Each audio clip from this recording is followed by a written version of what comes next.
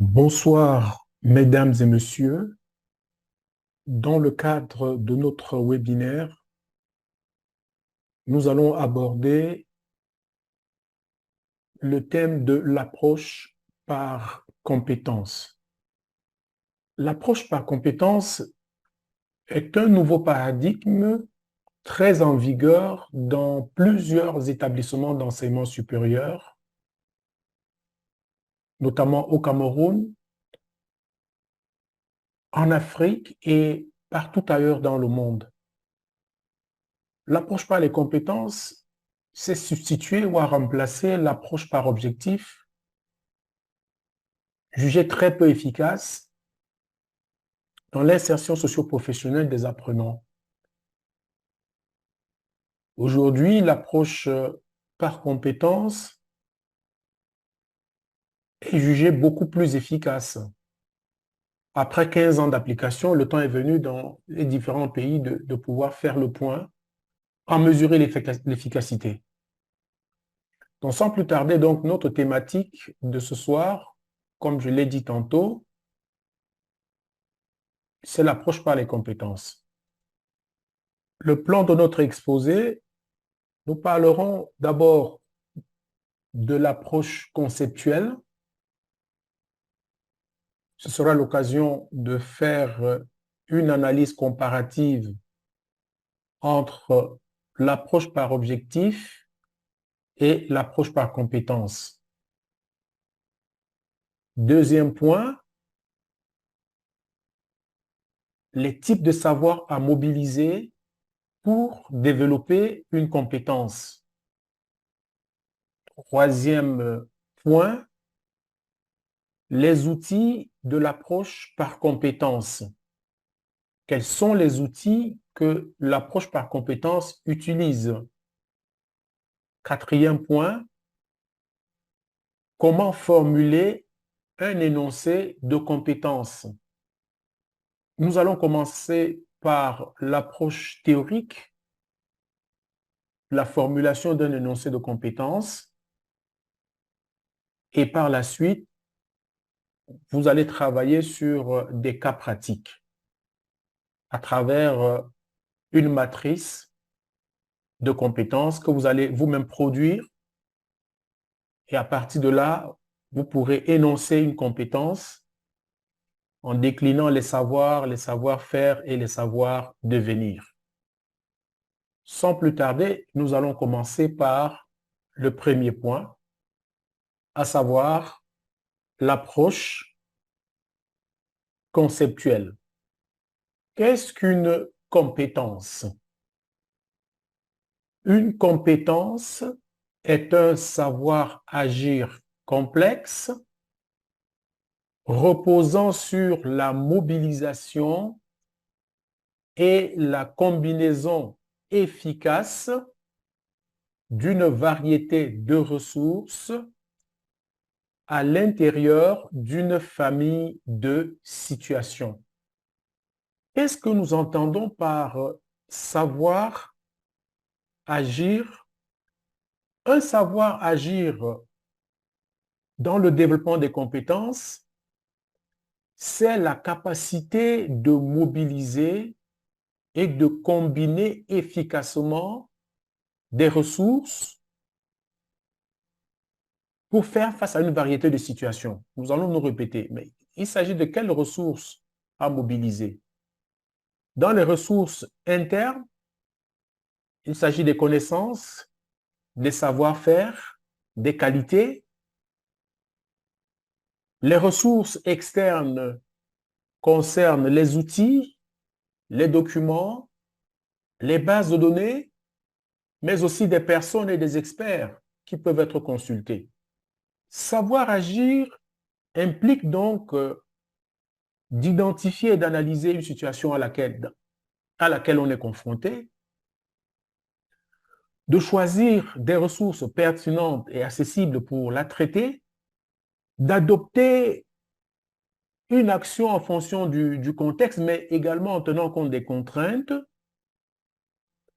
d'évaluer les résultats et les effets de son action, de réguler et d'améliorer son action en fonction des feedbacks reçus. Et à la fin, c'est le transfert de ce savoir agir dans une situation similaire.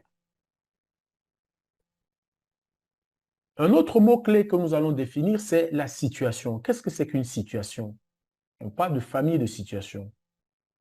Une situation, c'est un ensemble de circonstances et de conditions qui caractérisent un contexte dans lequel une personne agit de manière compétente.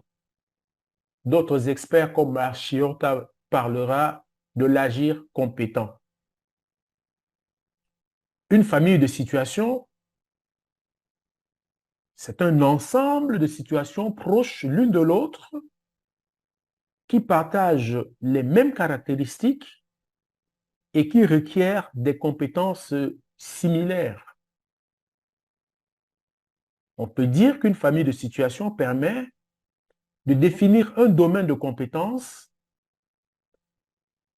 tel que par exemple des situations dans le cadre disciplinaire, en géographie, en histoire, en philosophie, dans leur approche méthodologique. On peut parler de familles de situations en gestion de projet, dans la gestion des projets, des situations de soins infirmiers à domicile, le contexte est le domicile, des situations de vente en magasin, le contexte c'est le magasin, des situations de conduite automobile, ça peut être situation de conduite sous la pluie, situation de conduite sur une route non bitumée, etc. L'approche par compétence est fondée sur le constructivisme et le socio-constructivisme. Qu'est-ce que cela signifie? L'approche constructiviste repose sur le principe que les compétences sont des constructions dynamiques et évolutives qui se développent à travers l'expérience et l'interaction avec l'environnement. Ici, nous pouvons convoquer Piaget. Donc, l'approche par compétence s'inspire du constructivisme qui considère que les apprenants sont des acteurs créatifs et actifs de leur propre apprentissage. Autrement dit, que les apprenants se situent au cœur de leur apprentissage, au cœur de l'apprentissage. Et que dire de l'approche socio-constructiviste? Le socio-constructivisme considère que les compétences sont construites à travers les interactions avec les autres, les collègues, les pairs. Le socio-constructivisme s'inspire des travaux de Vygotsky, qui a introduit la nécessité de l'apprentissage dans un environnement où nous avons plusieurs apprenants, c'est-à-dire, il a parlé de l'apprentissage social. Dans ce cas, le père ou autrui est considéré comme une ressource qui facilite le développement des compétences. Et si nous revenons plus haut, nous avons parlé d'une variété de ressources internes et externes. Et au niveau de ces ressources externes, on va parler des pairs, du camarade de classe, mais aussi on peut parler des experts. Donc, l'environnement conditionne l'apprentissage de façon favorable. Pour terminer avec ce slide, l'approche par compétence utilise des situations d'apprentissage authentiques et contextualisées pour favoriser le développement et la mobilisation selon les besoins de l'apprenant. Que dire à présent de l'approche par objectif? L'approche par objectif est un modèle de conception pédagogique pas un modèle pédagogique, pas une approche pédagogique, mais un modèle de conception pédagogique fondé sur le behaviorisme qui définit l'apprentissage en fonction des comportements ainsi que de réponses observables et mesurables. En effet, le behaviorisme considère que les êtres vivants, pas les êtres vivants, que des personnes apprennent en fonction des conséquences de leur action. Leurs comportements sont soit renforcés, soit non récompensés par l'environnement. Apprendre, c'est modifier un comportement à travers une réponse et en fonction de la réaction qu'il engendre. Dans une salle de classe, l'enseignant va utiliser des renforcements. C'est bien, c'est très bien. Lorsqu'un apprenant reçoit ces compliments, il a tendance à reproduire ce geste. Mais si l'apprenant dit « c'est pas juste, c'est faux », l'apprenant va développer une attitude d'évitement pour ne plus être sanctionné négativement. Ce qui revient à dire que les élèves ou les étudiants apprennent plus efficacement lorsqu'ils reçoivent une rétroaction immédiate sur leur comportement. L'approche par objectif définit un but à atteindre et décompose ce but en sous-tâches qui peuvent être employées pour l'accomplir. On prête donc des idées à l'approche par objectif. On lui prête des idées dans le sens de saucissonner et de découper le contenu en petits morceaux ou en sous-tâches pour pouvoir atteindre le but ou un but. Nous nous lançons actuellement sur l'approche comparative, l'approche par objectif et de l'approche par compétence.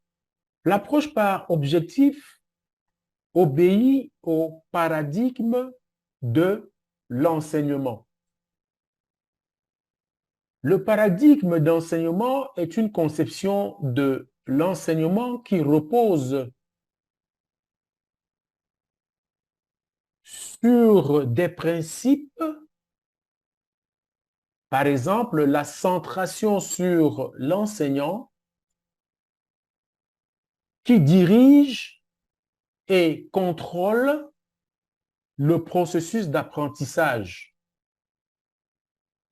Exemple, dans le cadre d'un cours magistral. On commence la session de formation par les contenus et on termine par les contenus. On n'évoque pas les contextes. Et comme nous l'avons dit, c'est la recherche des comportements observables à travers les stimulus. Dans le cadre du paradigme de l'enseignement, l'apprenant est considéré comme un récepteur passif qui doit mémoriser et restituer des informations. Quant à l'approche par compétence, on parlera du paradigme de l'apprentissage. Dans ce cadre, l'apprenant est au centre des apprentissages. Le cours se fait par une entrée en situation où on met le contenu dans un contexte bien précis pour que l'apprentissage soit authentique. Et dans le processus, c'est le traitement compétent des situations qui est plus en vigueur dans le but de construire les connaissances. on va parler de contextualisation, c'est-à-dire le fait de situer le cours dans un environnement spatio-temporel, le temps et l'espace, afin de concrétiser, afin de rendre un enseignement beaucoup plus concret et plus proche des réalités.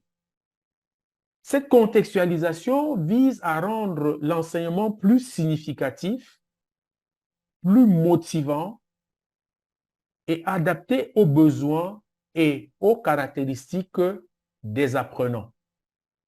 Et pour créer la connaissance, l'apprenant a autour de lui une foultitude de ressources qu'il doit mobiliser, combiner et archiver pour un apprentissage en profondeur et authentique.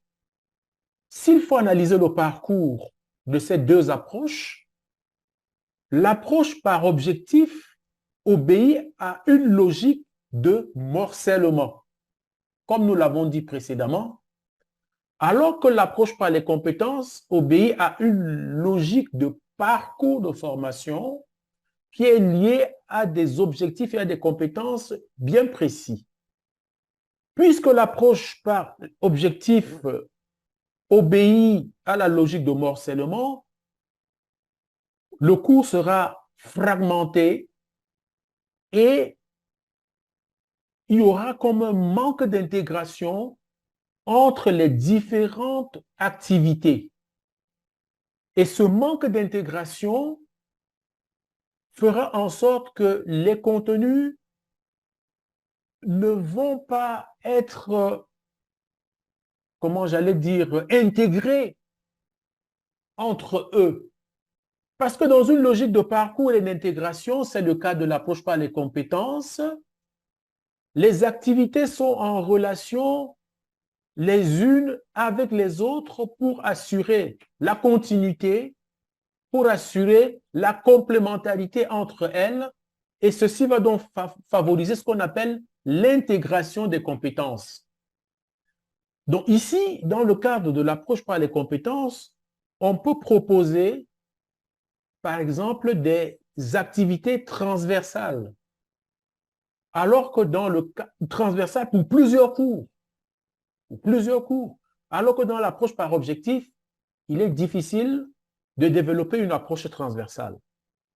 Voyez-vous, dans la vie active, les problèmes ne sont pas saucissonnés, les problèmes ne sont pas fragmentés. Il faut toujours, dans la vie courante, aborder les problèmes par une approche holistique, par une approche que j'allais dire globale, par une approche systémique. C'est à cela que nous invite l'approche par les compétences. Lorsqu'on parle donc de l'intégration des contenus et de la complémentarité entre les contenus. Quant à ce qu'on appelle le profil de sortie, c'est-à-dire à la fin d'une formation, dans le cadre de l'approche par objectif, que fait l'apprenant? C'est de reproduire le contenu. Il est comme un copieur qui restitue ce qu'il a reçu, qui restitue le contenu. Alors que dans le cas de l'approche par compétence, l'apprenant sera apte à traiter des situations, il sera apte à s'adapter dans son environnement socio-professionnel et à s'intégrer dans la société. Nous avons parlé plus haut de la co-construction, puisque l'apprenant est au centre des apprentissages. Nous avons parlé du paradigme socio-constructivisme qui va, par exemple, développer le travail en équipe, alors que l'approche par objectif ne le développera pas. Il va développer une forme de concurrence et de compétition, alors que l'approche par les compétences va développer une forme de complémentarité, une forme de collaboration, une forme de travail en équipe. Et nous savons que le travail en équipe aujourd'hui est l'une des compétences les plus recherchées dans l'environnement professionnel. Dans le deuxième point, nous allons parler de la dimension d'une compétence. Plusieurs compétences peuvent être développées ou alors plusieurs types de compétences peuvent être développées dans le cadre de l'approche par les compétences. On va parler des types de savoir, mais on peut parler également des types de sous-compétences si vous voulez. Nous avons le savoir qu'il faut mobiliser. Nous avons le savoir-faire, c'est-à-dire les habiletés psychomotrices, le savoir-être, les attitudes, mais également, et nous allons nous arrêter un instant là, le savoir-devenir. Le savoir-devenir est une compétence très recherchée dans notre environnement parce qu'il permet à l'individu de s'adapter au changement et d'apprendre tout au long de sa vie et de se développer professionnellement et personnellement. Le savoir-devenir va développer la créativité, l'autodidactie, l'autonomie, la remise en question et une autogestion de son parcours. Le savoir-devenir est une compétence très recherchée parce qu'aujourd'hui, il y a presque plus de métiers à vie et le sujet qui sort de l'école doit être suffisamment flexible pour passer d'un métier à l'autre et pour pouvoir s'adapter dans le monde qui change. Si je prends le cas de la formation, aujourd'hui, l'intelligence artificielle fait son entrée dans le domaine de la formation et de l'éducation et seuls ceux qui sont plus aptes, qui ont développé cette compétence de savoir-devenir, pourront s'adapter à cet environnement, puisqu'on n'a plus besoin de les ramener à l'école. Mais ils doivent pouvoir créer une dynamique et se construire par eux-mêmes dans un environnement extrêmement changeant. Une compétence comprend plusieurs dimensions. Comme dit le Bordev, on va distinguer plusieurs dimensions. Les savoirs théoriques, qui sont des connaissances générales ou spécifiques liées à un domaine, par exemple les physiques, les règles de grammaire, les principes de marketing et autres. Les savoirs procéduraux, qui sont des connaissances relatives aux méthodes, aux techniques et aux procédures à suivre pour réaliser une tâche. Les savoir-faire procéduraux, qui sont des compétences techniques ou opérationnelles qui permettent de mettre en œuvre les savoirs procéduraux. Nous avons vu précédemment, savoir manipuler un outil, une machine, savoir appliquer une formule, savoir rédiger un courriel, etc. Les savoir-faire expérientiels sont les compétences acquises par l'expérience, le vécu ou la pratique. Gérer son temps, s'adapter à des situations nouvelles et résoudre des problèmes complexes. Une autre dimension, c'est les savoir-faire procéduraux, qui sont des compétences techniques ou opérationnelles qui permettent de mettre en œuvre les savoirs procéduraux. Les savoir-faire expérientiels, nous en avons parlé, j'ai l'impression que ça se répète. Les savoir-faire sociaux, qui sont des compétences relationnelles ou comportementales, qui permettent de communiquer et d'interagir.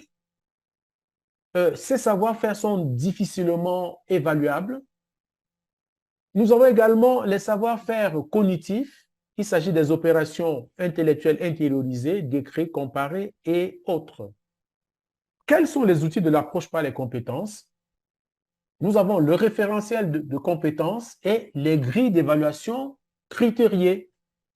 Voilà les deux. Pour mettre en œuvre l'approche par des compétences dans une institution donnée, il faut disposer d'un référentiel de compétences et des grilles d'évaluation critériées.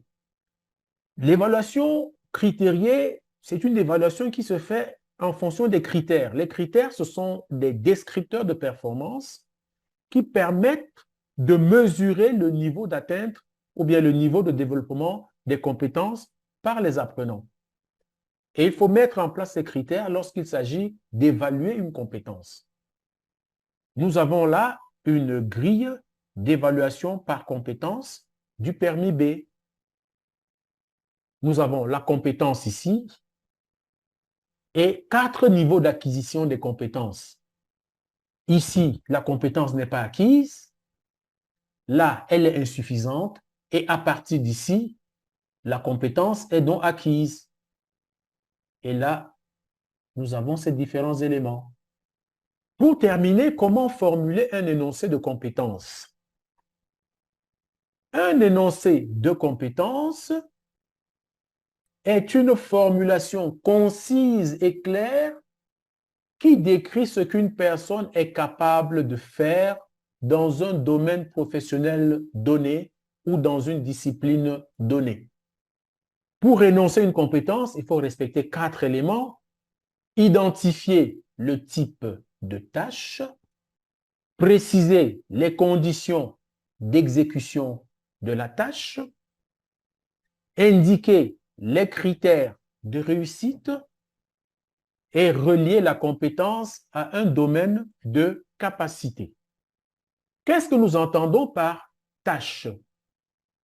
Une tâche, c'est ce qu'il y a à faire pour développer la compétence. La tâche porte, par exemple, sur un objet de savoir. Ça peut être un concept, le savoir-faire, qu'il s'agit de découvrir ou de mettre en pratique. Si c'est une connaissance, il s'agit de la découvrir. Si c'est une technique, il s'agit de la pratiquer. Il faut ici faire une différence entre la tâche et l'activité. Une activité, c'est ce qui doit être fait pour réaliser la tâche. C'est pour cela que pendant la formation, on va vous proposer des activités. Et les activités, c'est pour réaliser des tâches. Bien sûr, il faut préciser les conditions d'exécution de la tâche et les critères de réussite. C'est ce que nous avons appelé tout à l'heure une évaluation critériée.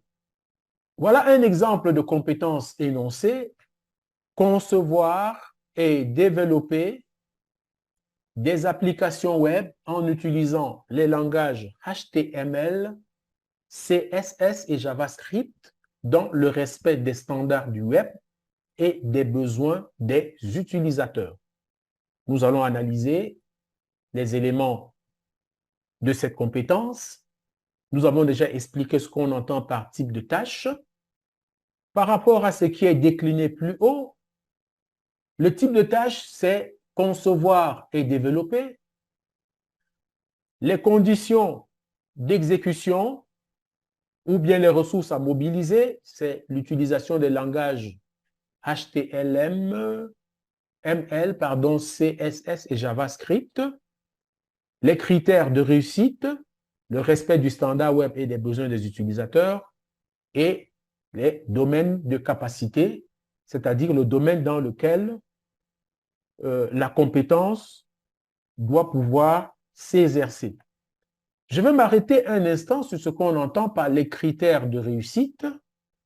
Les critères de réussite dans l'approche par compétence sont des indicateurs qui permettent d'évaluer le niveau de maîtrise d'une compétence par un apprenant. Les critères de réussite sont définis à partir du référentiel ou à partir d'un référentiel de compétences qui précise les compétences visées et les situations authentiques. Voilà l'essentiel de ce webinaire. Des activités d'apprentissage vous ont été proposées sur le forum WhatsApp en ligne. Il s'agit, à partir d'une matrice de compétences, de produire des situations en rapport avec votre domaine de compétences, de formuler une compétence et d'intégrer là-dedans tous les éléments qu'il faut mobiliser, à savoir les savoirs, les savoir-faire, les savoir-devenir, en identifiant pour chaque item les éléments constitutifs. Je prends les savoirs et j'identifie les éléments de contenu au niveau des savoirs. Je prends les savoir-faire et j'identifie ces éléments. Je prends les savoir-être, j'identifie ces éléments. Je prends le savoir-devenir et je fais pareil. Merci, j'ai été très heureux d'échanger avec vous. Nous allons rapidement récapituler ce webinaire. Nous avons dans un premier temps défini ce que c'est que l'approche par les compétences. En deux, nous avons parlé des relations entre une analyse comparative entre l'approche par les compétences et l'approche par objectif. L'approche par objectif répond au paradigme d'enseignement où l'enseignant est un maître, est un expert et l'apprenant est simplement considéré comme un récepteur passif. Là, c'est la dynamique du behaviorisme, alors que l'approche par les compétences obéit à une approche socio-constructiviste et constructiviste, où l'apprenant est au centre des apprentissages, où il est le constructeur de savoir, et ceci permet donc d'arriver à un apprentissage en profondeur, un apprentissage authentique, à travers, un contexte authentique. Ensuite, il a été évoqué les différents éléments constitutifs qu'une compétence doit pouvoir mobiliser. Nous avons terminé par comment énoncer une compétence. Merci pour votre attention.